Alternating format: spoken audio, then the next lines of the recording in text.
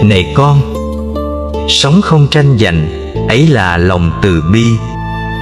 Không hơn thua lời nói, ấy là trí tuệ. Bỏ ngoài tai điều thị phi, tâm tự nhiên thanh tịnh. Không vướng những điều trái ý, lòng sẽ an nhiên tự tại. Không tham lam, chính là đang cho đi.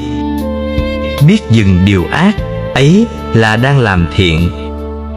Quay về sửa mình, đó là sám hối chân thành. Giữ lòng khiêm nhường cũng là cách lễ Phật. Tha thứ được cho người là tự giải thoát cho mình. Biết đủ, lòng sẽ nhẹ. Và khi con sống vì người khác, cũng chính là đang vun bồi cho chính mình.